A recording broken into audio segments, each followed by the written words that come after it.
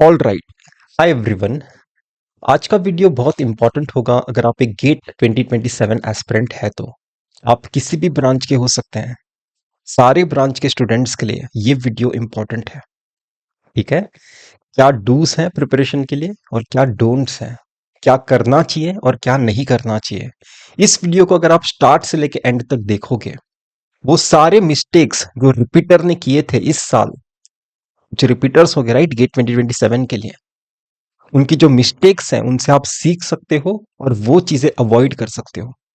ठीक है। तो मैं बताता हूं क्या मिस्टेक्स करते हैं बच्चे। सबसे पहली चीज, प्रैक्टिस शीट चाहिए उन्हें हर चैप्टर के लिए। जैसे फॉर एग्जांपल समझिए एक सब्जेक्ट है, उसमें कुछ चैप्टर्स हैं। एक पर्टिकुलर चैप्टर के ना पीवाईक्यू बहुत कम है, तो उन्हें लगता है कि अरे मेरा तो बहुत कम प्रैक्टिस हुआ इस पर्टिकुलर चैप्टर में, तो वो उस पर्टिकुलर चैप्टर के लिए और ज्यादा प्रैक्टिस मटेरियल डिमांड करते हैं। उन्हें और ज्यादा प्रैक्टिस के लिए शीट चाहिए। और आप समझिए अगर प्रीवियस ईयर क्वेश्चंस कम थे, लास्ट 15 साल के मिला के भी अगर कम थे, तो इसका इंडिकेशन क्या है कि आपके गेट एग्जामिनर का वो फेवरेट टॉपिक है नहीं। और हम क्या कर रहे हैं, जो इंपॉर्टेंट टॉपिक नहीं है GATE exam point of view से, उसके लिए भी एक्स्ट्रा प्रैक्टिस कर रहे हैं, क्योंकि हम सब्जेक्ट में एक्सपर्ट बनने की कोशिश कर रहे हैं। ठीक है। तो सबसे पहला पॉइंट, एक जब ये चैप्टर आप कंप्लीट करते हो सब्जेक्ट प्रिपेयर करने के टाइम, उस चैप्टर के पीवाईक्यू आपको लास्ट 15 साल के अटेम्प्ट करने हैं। अलग अलग अप्रोचेस से वो सेम क्वेश्चन सॉल्व करने की कोशिश करनी है। सबसे पहले सिर्फ प्रिपरेशन में पीवाईक्यू को ही स्टिक रहना है। हमें एक्स्ट्रा प्रैक्टिस की तुरंत प्रिपरेशन के टाइम जरूरत नहीं होती है, बताऊंगा कब जरूरत होती है, पर अभी जरूरत नहीं है। तो सबसे पहला डोंट क्या है, practice sheet immediately after chapter completion. PYQ बाद में, ये डोंट है, ये नहीं करना है आपको। आपको जैसे ही आपका एक चैप्टर कंप्लीट होता है तुरंत उस चैप्टर के पीवाईक्यू सॉल्व करने हैं। ठीक है। दूसरा चीज इसका ही फॉलोड है, मैंने क्या बताया था, कुछ लोग एक्सपर्ट बनने की कोशिश कर रहे हैं एक पर्टिकुलर सब्जेक्ट में, उन्हें हर चैप्टर के लिए ज्यादा प्रैक्टिस चाहिए। मैटर नहीं करता कि वो चैप्टर गेट एग्जाम में इंपॉर्टेंट था या फिर नहीं इंपॉर्टेंट था, उन्हें हर चैप्टर में ज्यादा प्रैक्टिस चाहिए। वो सब्जेक्ट में एक्सपर्ट बनने की कोशिश कर रहे हैं, ये डोंट है। हमें एग्जाम ओरिएंटेड प्रिपरेशन करना है, एक्सपर्ट ओरिएंटेड नहीं, एग्जाम ओरिएंटेड। दोनों चीजें में डिफरेंस है। जो टॉपर्स होते हैं वो सब्जेक्ट में एक्सपर्ट नहीं होते, वो सारे 10 सब्जेक्ट में उन्होंने सबसे एक्सेलेंस अचीव किया, ऐसा नहीं है। वो एग्जाम ओरिएंटेड सबसे बेस्ट थे। इस क्राउड में, उस पूरे 1,70,000 या फिर 80,000 बच्चों में, वो एग्जाम ओरिएंटेड बेस्ट थे। सब्जेक्ट में बेस्ट कभी नहीं होता कोई टॉपर।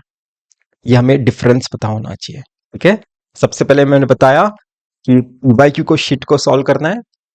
इसका मतलब ही ये है कि आप एग्जाम ओरिएंटेड प्रिपरेशन कर रहे हो। आपको पता चलते जाएगा कौन सा चैप्टर इंपॉर्टेंट है, कौन से चैप्टर में कम क्वेश्चंस आते हैं। राइट, एग्जाम ओरिएंटेड आपकी प्रिपरेशन है। तीसरा चीज, अभी क्योंकि डोंट आपने अगर ये दो किए होगे, practice sheet expert oriented preparation, कहीं ना कहीं आपका एक सब्जेक्ट प्रिपेयर करने के लिए बहुत टाइम चला गया, आपके पास रिवीजन का टाइम नहीं बचेगा, क्योंकि आपको एक तरह से सिलेबस कंप्लीशन का भी प्रेशर आते जा रहा है। आप रिवीजन अवॉइड करते जाओगे, क्यों? क्योंकि आप एक्सपर्ट बनने की कोशिश कर रहे थे, एक सब्जेक्ट में रिसर्च करने की कोशिश कर रहे थे, ऐसा लोग बोलते हैं। हालांकि रिसर्च के लिए बहुत साल लग जाते हैं, पर हम अपने आप को ऐसा थोड़ा बेनिफिट देते हैं कि हम अगर ज्यादा प्रैक्टिस कर रहे हैं, ज्यादा कर रहे हैं, उस सब्जेक्ट में डेप्थ में जा रहे हैं, हमें लगता है कि हम रिसर्च कर रहे हैं। रिसर्च इतने इजीली नहीं हो जाता, रिसर्च करने के लिए 4-5 साल लग जाते हैं। ठीक है। तो मैं क्या बता रहा हूं, क्योंकि आप एक्सपर्टीज अचीव करने की कोशिश कर रहे थे आपके सब्जेक्ट में। ठीक है। तो इसलिए हो क्या रहा है कि आपके पास रिवीजन के लिए कम टाइम बच रहा है, क्योंकि आपका एक सब्जेक्ट ज्यादा टाइम ले रहा है खत्म करने के लिए, क्योंकि आप ज्यादा एग्जाम ओरिएंटेड प्रिपरेशन नहीं कर रहे हैं। पूरा का पूरा प्रिपरेशन आपके एक चैप्टर को इन डिटेल समझने के बारे में है। पर हो सकता है कि वो चैप्टर सिर्फ सरफेस लेवल पे भी पढ़ के जाओगे तो भी इनाफ था। ठीक है। तो एग्जाम ओरिएंटेड प्रिपरेशन करना है। ठीक है। तो जब आप एग्जाम ओरिएंटेड प्रिपरेशन करोगे, आपके पास रिवीजन के लिए भी टाइम मिलेगा, आप पीरियोडिक रिवीजन कर पाओगे। जो एक्सपर्ट ओरिएंटेड प्रिपरेशन करते हैं उनके पास रिवीजन के लिए टाइम नहीं बचता और रिवीजन अवॉइड करते हैं। अभी जो सब्जेक्ट चल रहा है उसके सारे चैप्टर की मैं प्रैक्टिस शीट सॉल्व करूंगा, ठीक है। एक्स्ट्रा प्रैक्टिस की शीट, पीवाईक्यू नहीं, एक्स्ट्रा प्रैक्टिस की शीट। फिर उनके पास रिवीजन के लिए टाइम नहीं बच रहा है, वो सबसे इंपॉर्टेंट था। क्यों? रिवीजन का मतलब क्या है कि आप रिपीटेटिवली सेम चीजें कर रहे हो जो एग्जाम ओरिएंटेड इंपॉर्टेंट थी। तो पहले बार आपके दिमाग में वो पैटर्न डेवलप नहीं हुआ था जो एग्जाम में आता है, पर जब आप रिपीटिशन में वो चीजें करते हो रिवीजन के साथ, साइक्लिक रिवीजन, रिपीटिशन आ रहा है, राइट, तो आपके ब्रेन में वो पैटर्न डेवलप हो रहा है उन चीजों के बारे में जो एग्जाम में इंपॉर्टेंट है। थर्ड पॉइंट भी बहुत इंपॉर्टेंट है। फोर्थ पॉइंट, क्योंकि एक सब्जेक्ट में एक्सपर्ट बनना होता है कुछ लोगों को, ठीक है, तो वो टॉपिक वाइज टेस्ट देते हैं तुरंत, पीवाईक्यू अवॉइड करते हैं, प्रैक्टिस शीट तुरंत उसके बाद टॉपिक वाइज टेस्ट, क्योंकि वो सब्जेक्ट में एक्सपर्ट बनना चाहते हैं, ठीक है। पर एक अच्छी प्रिपरेशन क्या होगी पता है? आप टॉपिक वाइज के जगह सब्जेक्ट वाइज टेस्ट को ही एज अ रिवीजन की तरह यूज करो। देखिए, आप रिवीजन कर रहे हो पीरियोडिकली, और 2 बार रिवाइज कर लिया मेन नोट्स, उसके बाद थर्ड रिवीजन में तो आपको लगेगा कि मेरे को तो बाय हार्ट हो गया है मेन नोट्स, पेज के साथ दिखाई देता है कौन से पेज पे है मेरा वो कॉन्सेप्ट। अब टाइम आता है उस पर्टिकुलर सब्जेक्ट का सब्जेक्ट टेस्ट के थ्रू रिवीजन करने का। मतलब आप सब्जेक्ट टेस्ट अटेंड कर रहे हो बिना रिवीजन के, क्योंकि उसमें भी क्वेश्चन ही होंगे, और क्वेश्चन सॉल्व करते करते आप कॉन्सेप्ट को रिकॉल कर रहे हो और आपका रिवीजन भी हो जा रहा है। तो सब्जेक्ट टेस्ट का सब्जेक्ट टेस्ट सॉल्व हो गया, अननोन क्वेश्चन सॉल्व करने की एबिलिटी भी डेवलप हो रही है, और साथ ही साथ क्योंकि कॉन्सेप्ट रिकॉल हो रहे हैं आपका रिवीजन भी हो रहा है, ठीक है। सब्जेक्ट टेस्ट को as a revision tool use करना होता है 1 साल की प्रिपरेशन में, ठीक है। हम डायरेक्टली टीचर की ही पीडीएफ से पढ़ना प्रीफर करते हैं कि हमारे पास उतना टाइम नहीं है बनाने के लिए, हमें टाइम वेस्ट लगता है। ऐसे होते हैं स्टूडेंट्स, टीचर के ही मेन नोट्स डायरेक्टली चाहते हैं, मेन नोट्स भी नहीं, पीपीटी चाहते हैं, क्योंकि अभी ऑनलाइन के टाइम में हमें वो रिकॉर्डिंग मिल जाता है पूरा पीडीएफ का। वो चाहते हैं कि पीपीटी की पीडीएफ से हम प्रिपेयर करेंगे, क्योंकि उन्हें रिवीजन करना नहीं होता, उन्हें हर चीज में टाइम बचाना होता है, तो पीपीटी से ही पीडीएफ बना के प्रिपेयर कर रहे हैं, रिवीजन करना नहीं है ना। पर बेस्ट प्रिपरेशन क्या होगा पता है? कि आप टीचर के लेक्चर्स को देख के खुद के मेन नोट्स बना रहे थे अपनी लैंग्वेज में, फिर एक चैप्टर कर लिया, उसके पीवाईक्यू सॉल्व कर लिए, अब उस चैप्टर को आप समराइज कर रहे हो एक पेज में से, मेन नोट्स ही बनाया, पीवाईक्यू भी सॉल्व किया, और फिर जाके आपने एक पेज में उसे समराइज किया, उसका आपने स्कैन करके पीडीएफ बनाया। आपने एक सब्जेक्ट को 10 पेजेस में समराइज करके एक पीडीएफ बनाया। टीचर के पीपीटी को एज अ पीडीएफ यूज नहीं कर रहे हो, आप आपके मेन नोट्स बना रहे हो, पीवाईक्यू भी सॉल्व कर रहे हो, तो उसके अंडरस्टैंडिंग के हिसाब से अपने एक शॉर्ट नोट्स बना रहे हो 10 पेजेस का एक सब्जेक्ट के लिए, उसे स्कैन करके एक पीडीएफ बना लिया, फिर उस शॉर्ट नोट्स को आप कहीं भी यूज कर रहे हो, ट्रैवलिंग के टाइम, कॉलेज में, ऑफिस में, कहीं भी। ये होता है बेस्ट प्रिपरेशन। अपने मोबाइल का भी आप बेस्ट यूज कर रहे हो, टेक्नोलॉजी का यूज होना चाहिए, मिस यूज नहीं होना चाहिए। लास्ट, कुछ बच्चे अभी आप देखिएगा बहुत सारे कोचिंग में भी प्रीवियस ईयर क्वेश्चन सॉल्व करने के बारे में सोच रहे हैं, क्योंकि उन्होंने तब practice sheet, DPP, topic wise test ऐसे सब दिए थे, तो अभी वो पहली बार पीवाईक्यू अटेम्प्ट करने की कोशिश कर रहे हैं, तो उनके पास एक कंपटीशन बन चुका है, मैं पीवाईक्यू अटेम्प्ट करूं कि मॉक टेस्ट अटेम्प्ट करूं। ऐसे प्रिपरेशन आपको नहीं करनी है। दिसंबर के मंथ में आपका मॉक टेस्ट आप शुरू कर सकते हैं, अगर आपने डूज वो फॉलो किए थे। कौन से डूज? इमीडिएटली एक चैप्टर के बाद उस चैप्टर के पीवाईक्यू सॉल्व करने हैं, ये आपका एग्जाम ओरिएंटेड प्रिपरेशन हो रहा है, वही चैप्टर की आप ज्यादा प्रैक्टिस करिए जो एग्जाम में ज्यादा है, और आप 15 साल के भी नहीं सॉल्व कर पाते हो, अवेलेबल पीवाईक्यू 30 साल के हैं, मतलब वही खत्म नहीं हो सकते, तो हमें और प्रैक्टिस की क्यों जरूरत है? तो आप एग्जाम ओरिएंटेड प्रिपरेशन कर रहे हो।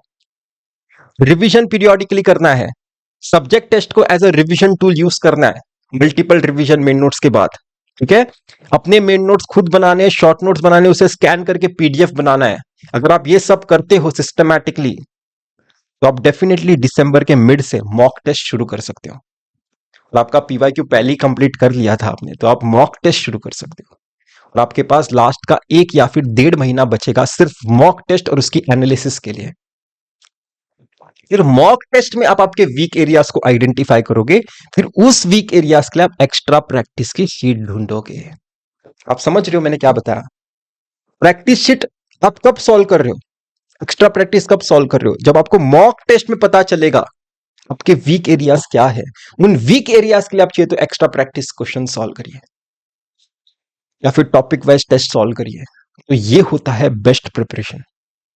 ठीक है, मैं ऐसी प्रिपरेशन कराना प्रिफर करता हूं, पर इस प्रिपरेशन को कराने के लिए एक मेंटोर की भी जरूरत होती है।